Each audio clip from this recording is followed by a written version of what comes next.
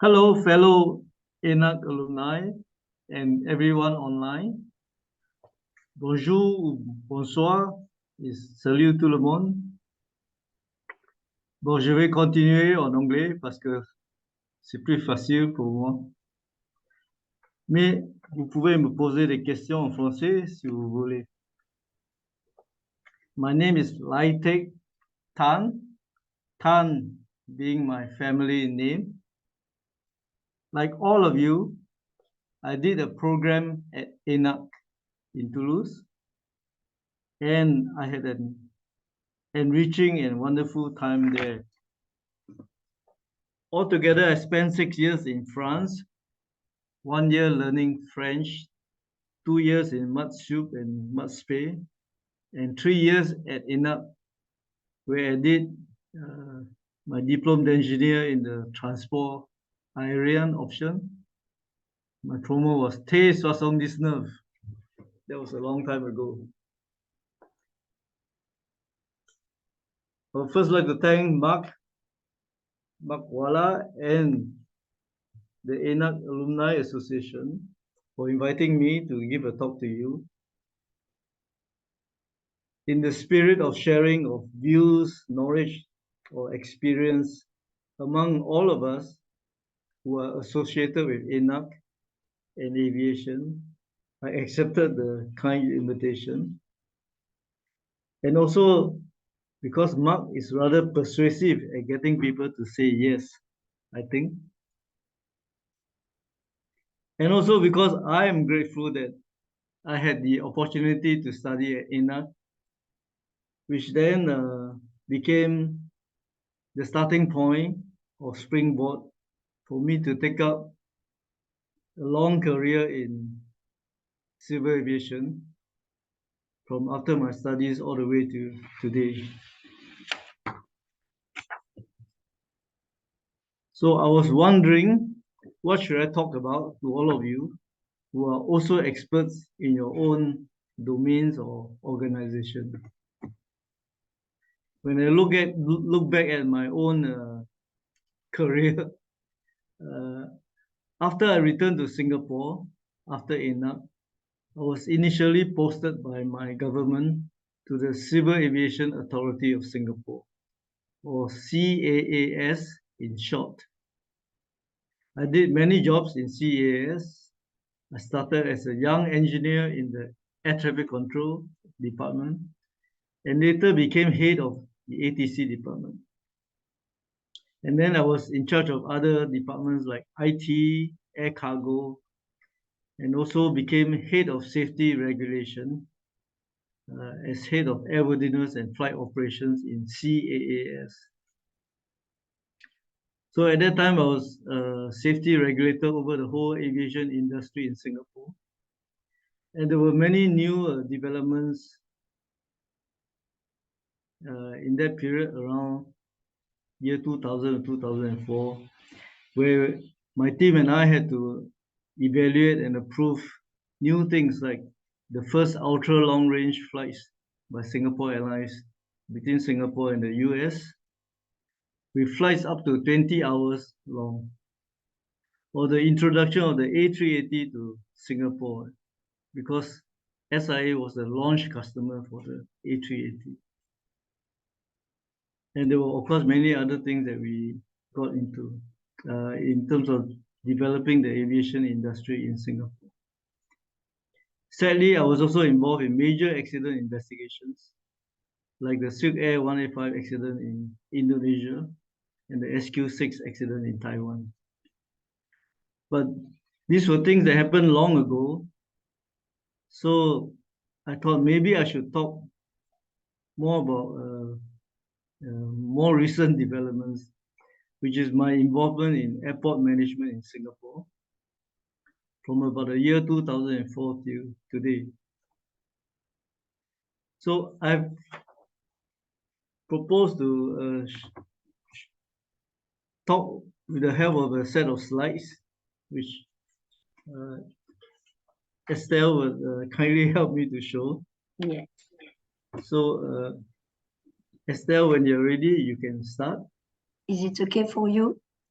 Yes. You see the screen? Okay.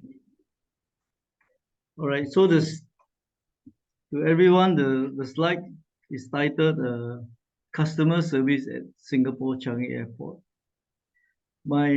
It's not my objective to lecture on customer service, but more to share with everyone who's interested. What are my key thoughts and thinking about how we go about serving customers in aviation?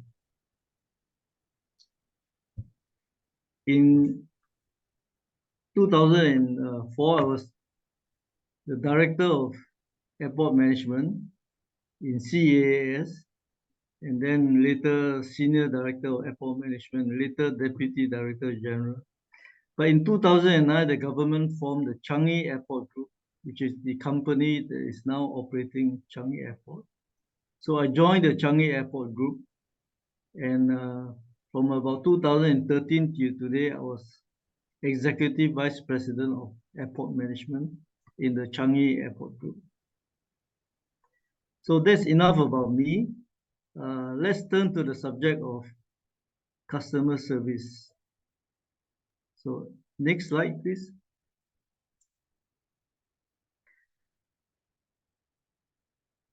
Over the years, I've come to believe strongly that in civil aviation, we must all try our best to improve the safety and the traveling experience of the millions of air travelers, from old to young, from first-time travelers to seasoned business travelers, from families to persons with disabilities. It is our fundamental mission in civil aviation.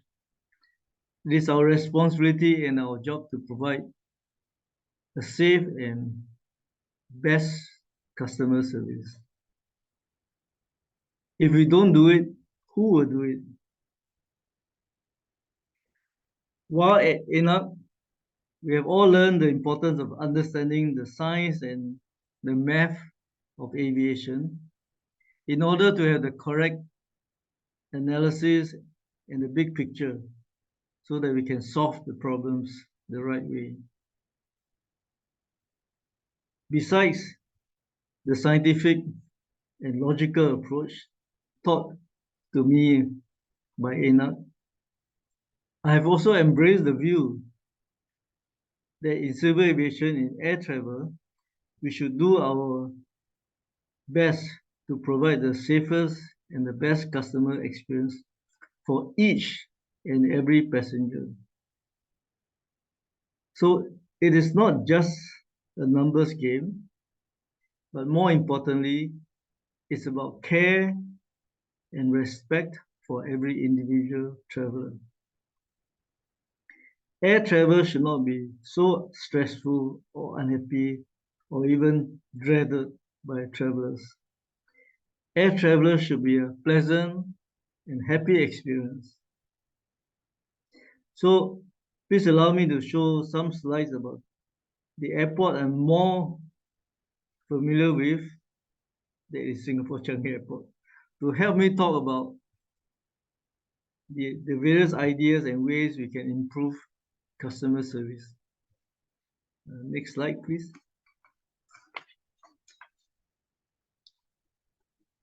Here I use to illustrate as an example of a large airport, Singapore Changi Airport, which has 4 large terminals today. So one relevant question for all of us in air travel or aviation or airports will be questions like, is having many terminals good or bad for travelers? Here we could go into a friendly debate on whether a single mega terminal is better or whether smaller terminals will be more user-friendly, will be of a more human scale. But will having more than one terminal make traveling more complicated for travelers and increase the complexity of operations for airport organizations and workers? and the cost of having multiple terminals. So to us, I think we will always ponder about whether there is an optimal size of a passenger terminal. Next slide, please.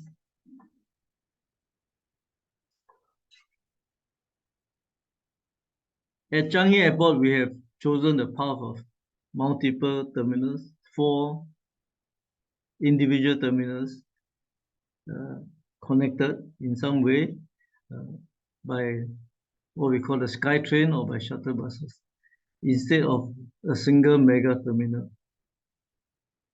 But that is our approach, and other airports have taken different approaches.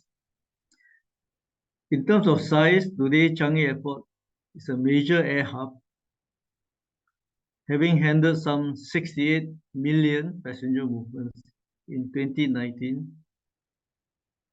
before COVID. In terms of international passengers, at that time we were the 6th or 7th busiest airport in the world.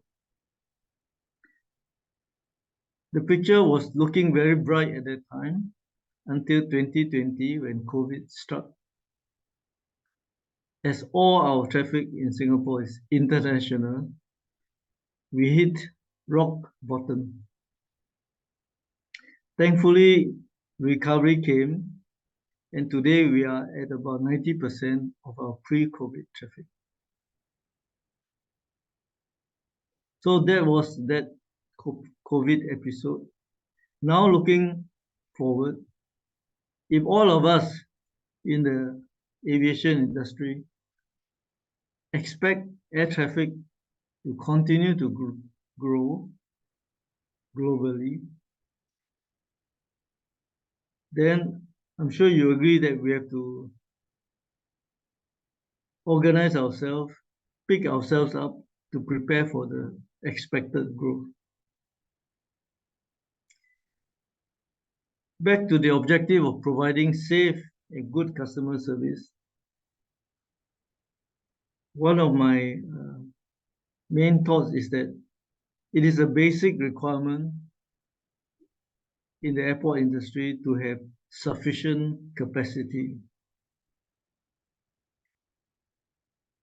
It's hard to imagine passengers being happy if they're stuck in crowded halls or held up in a plane waiting for a gate or clearance due to lack of capacity.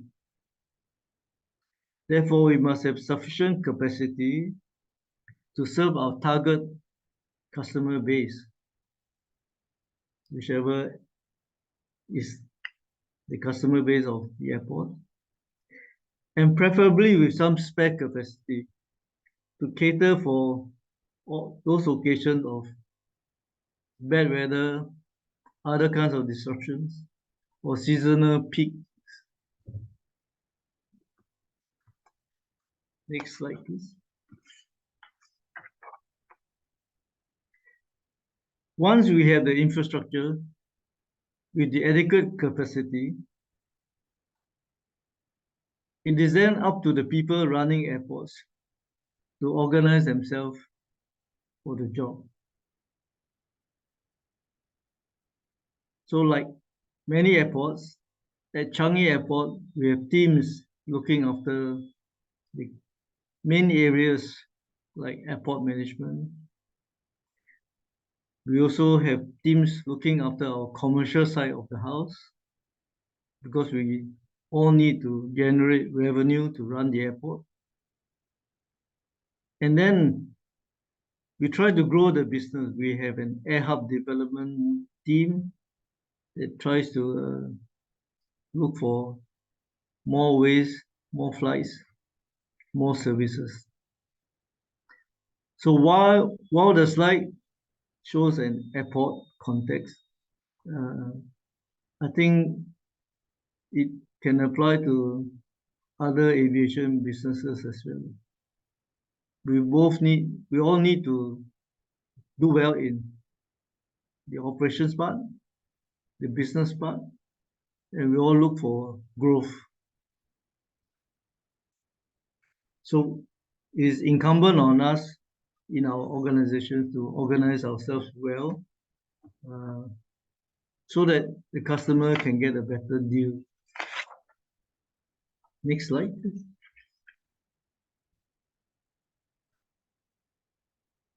This slide shows pictures familiar to all of you, scenes of an airport.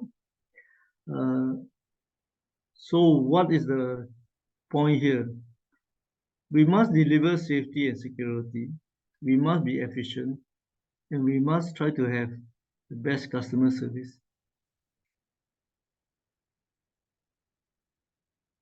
By right, airport management should not be a rocket science. Every day we should know in advance the expected demand. Demand as in the expected schedule of flights, the expected number of passengers and cargo, and so on. So our job should be just go ahead and meet the demand. We should be there at the right place and the right time to serve. What could be so difficult about that if we have the information in advance, as I said? Well, as we all know, aviation is precise, yet subject to variability. While we are dealing with different kinds of operations, sometimes we may be dealing with high numbers, large numbers of flights, large number of people. And because we are having to serve with human resources, our performance varies and it's not exactly the same outcome every day. So the way I see it at airports, especially at large airports, this overall what I call a dynamic optimization of demand and supply every day. Every day we seek to optimize between the demands of flights and passengers, bags and cargoes, versus the limited supply of gates and space, limited supply of workers and equipment. And we have to do this in real time. There is usually a snowballing effect if one part of the chain does not perform well. So no 2 days are the same in our business. While we plan and anticipate, but because of the inevitable changes, we also need to respond and improvise quickly and in an agile manner. And we have to do this across different organizations present in the supply chain, in the chain of airport operations. Sometimes I think it's a bit like jazz music. We are a bit like jazz musicians who may be playing the same tune in the club every night, but they always play differently each time. This is where I think the training at IENAC helps all of us in order to manage better.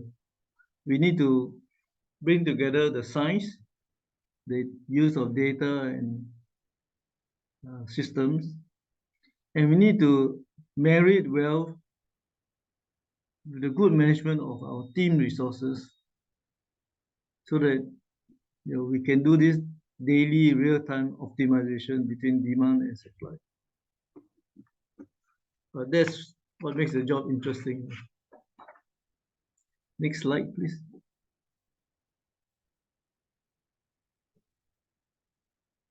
So airports need the capacity and the systems to operate well, as I said. but we also need people to serve. I'm sure you agree that all of us, different airports and different organizations have different approaches. But I think there are some universal commonalities in terms of people management in the service industry like us. One hard constraint is, I'm sure many people face, the difficulty of getting enough manpower. Even before the pandemic, some of us had difficulties recruiting people. But after the COVID, coming out of the COVID, many organizations are still struggling to find enough people. And it's not just numbers. It's about getting the right people to want to come to work for us. And once the person has joined us, to be able to perform in the best way he or she can perform. And therefore, the right training and motivation helps in order to maximize the performance of each precious personnel we have. Next slide. So what else in order to achieve high quality customer service? At Changi Airport, again, just to illustrate, this is not a rule book or a manual for everybody to follow. For illustration, at Changi, we have tried our best to increase the performance level and the motivation of airport workers across the airport. You all know that in an airport, there could be so many people working from so many different organizations, which may not share identical objectives. So how do we go about forming all of the different workers in the airport or airlines or commercial tenants to work as a team? Here we have to go into trying to collaborate with different airport partners, try to promote process improvements, trying to promote and facilitate skills training. And most importantly, for every individual worker, even after the training and the good process, they must be willing to serve from within them, from their heart. How do we make that happen? We have to apply all the different means we can think of. We can, such as providing good tools, good facilities for the workers, but also appreciating, showing our appreciation to those who have performed well, what we call those who have gone the extra mile. And this is not something you can do overnight. It takes it's a continuing effort and journey to keep working to train and motivate people. But the reward is very high if you can achieve well-trained and highly motivated staff. You can do so much more. And to the passengers, it is very visible and makes a difference to them. Next.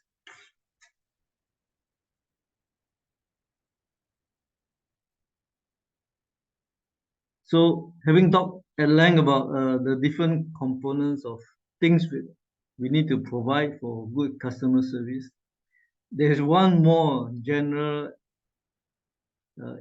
but important point for all of us in the customer service industry, which is that we must not forget that we must understand our customers. This is like any basic rule we learn in school, right? In any MBA program or customer service program, it says know your customer. Start by knowing your customers, and immediately you realize that, well, there is not one single customer, but many groups of customers with different profiles, backgrounds, and needs. And even the same customer may have different needs at different times or on different journeys. So it's never a one size fits all approach to customer service. We have to keep learning and understanding what is it the customer needs most and appreciates most. And then we try to serve to the best of our ability. And here in this slide, I mentioned especially one special group, which are those passengers with special needs or with some disabilities. Some are very visible, some are less visible. So, and yet they all have the desire and the right to travel, and we should try to serve them well. We should even make extra efforts to reduce the number of obstacles in their journey. And we can do so in different ways, by better design of our facilities, by better staff awareness and training, but above all, by always serving with the care from the heart.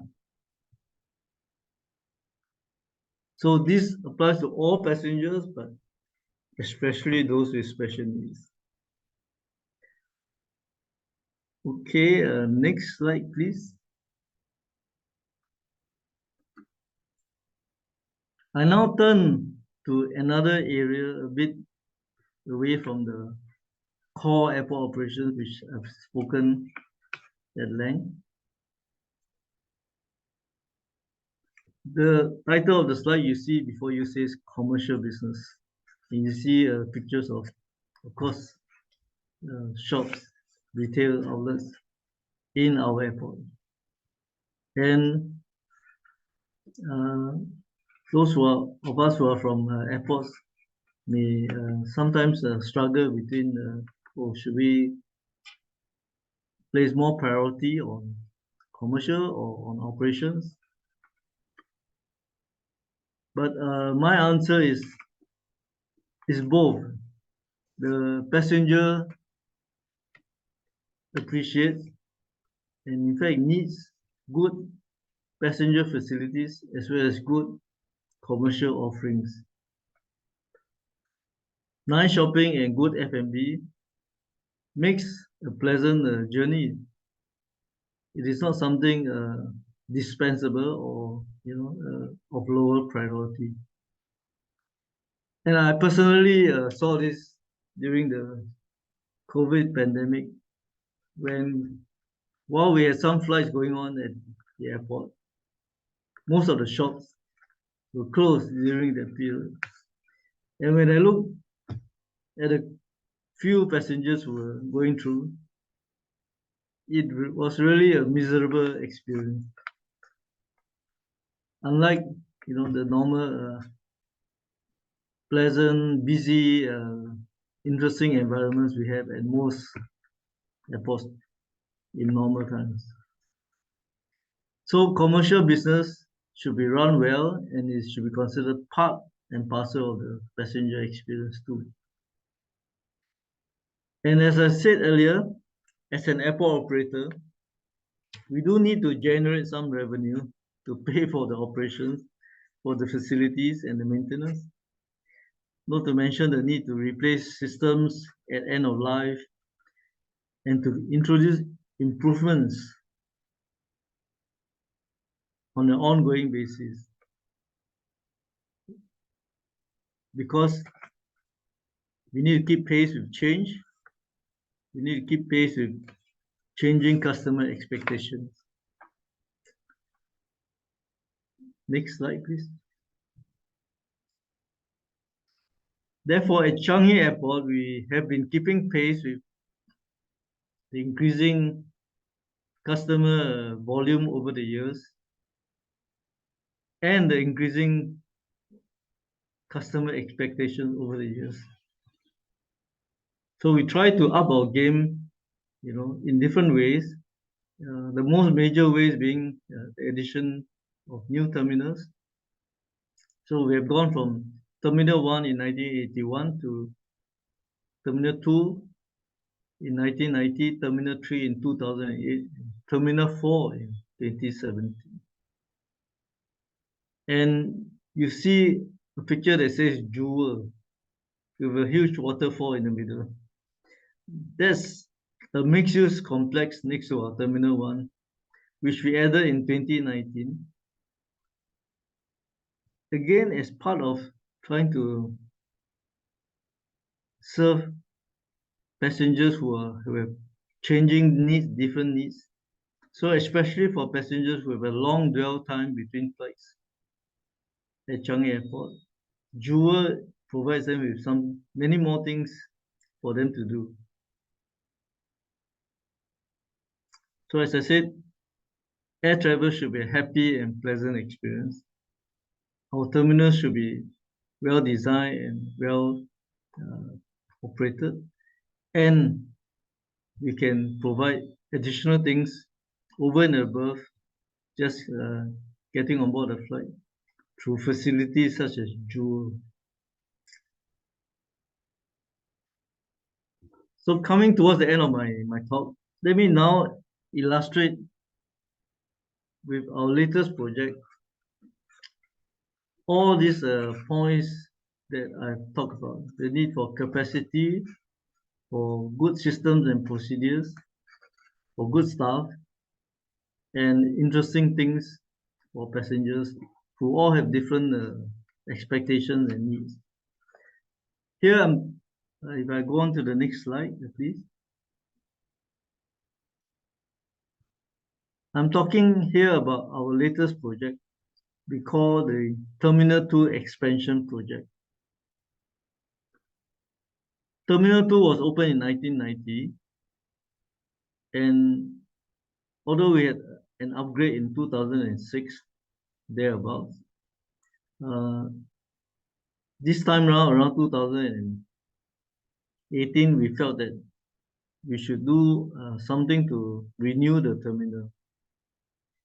We call it the Terminal 2 Expansion Project with the 4 key thrusts you see on the slide. And planning began in 2018, and the works completed this year in 2023. And it was only very recently officially opened or reopened on 1st November earlier this month. I was in charge of this project, and my team and I were happy to have made it all the way to the completion this year, despite being hit by the COVID-19 pandemic, all the different rules that we had to go through during the project and renovation work. And all this was during our airport's worst ever crisis during the pandemic. So in the next few slides, I will illustrate some pictures of the improvements we have made. I wouldn't talk a lot more because the pictures speak 1,000 words, much better than what I can say. So next slide, please. We have adopted the theme of nature in the terminal. So we have made greenery a large part of the renovation. In this picture, you see one of our arrival immigration halls. And the whole aim was to make even arrival immigration a pleasant process in a nice environment with a efficient and seamless processing, which customers would like to have, especially if they've disembarked from a long flight. So next slide. So this is a picture to show how we try to have more greenery in the terminals. So next to where passengers can sit, they can enjoy being next to a plant as though they are in a garden. Next slide. But it's not all just the interior decoration. We have to be very efficient in our processing. So our self check-in and baggage drop-off points are now in very user-friendly and in a very spacious zones, so that we minimize any feeling of congestion even at peak hours.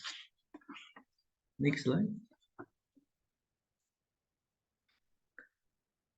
There's no end to improving our processes. So in this picture shows the departure immigration hall, one of the two in Terminal 2.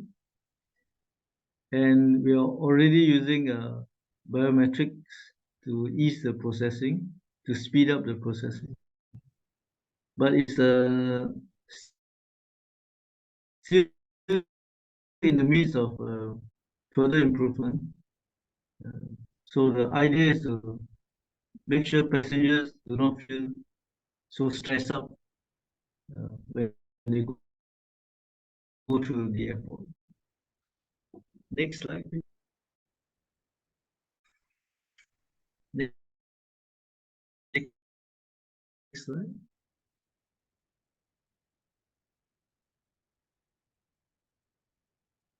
This slide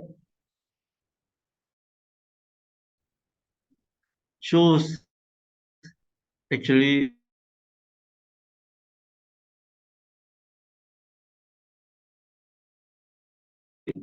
a lounge in the duty-free liquor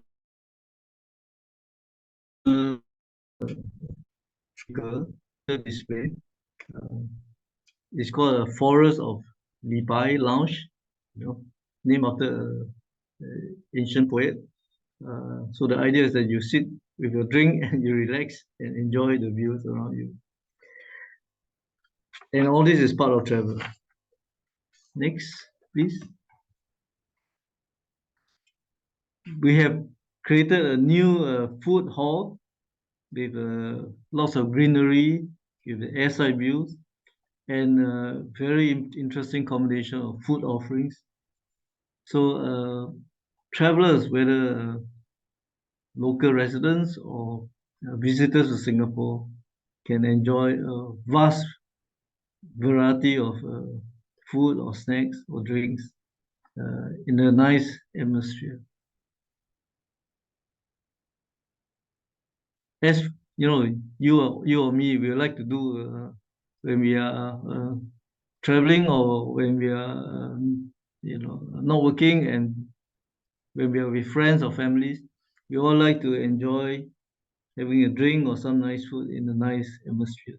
So why not at the airport as well? Next slide, please.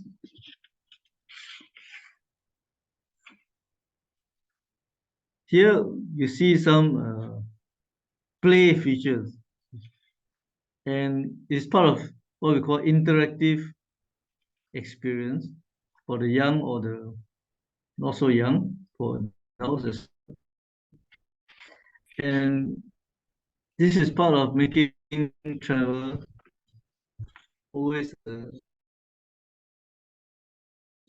something to look forward to, something for children to enjoy.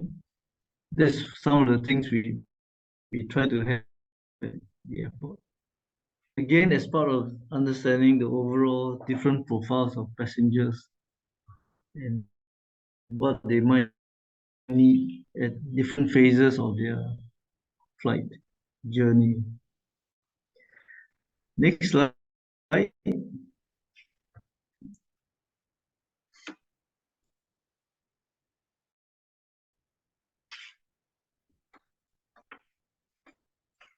next slide shows two unique immersive digital experiences.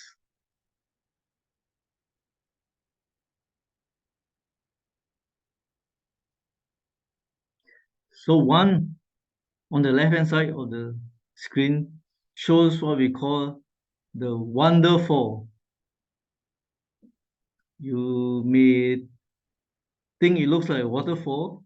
Indeed, it looks like a waterfall, 14 meters high, but a digital waterfall. And on the right hand side, we have created a new form of garden featuring greenery, water features, uh, fishes swimming below you, and above you, a changing sky, changing to mirror the external sky, changing to show different uh, images, daytime or nighttime. So we call it dreamscape, where you can go there and enjoy yourself and be swept away by what you see and feel like as though you're in a dream. Now, my words cannot do justice to these two features. The best way is for you to come here to experience them yourself. So going to my almost last slide, it's well known that airports are always like a permanent construction site. There's always something being built or rebuilt at one point or another. Likewise at Changi, we are also planning for another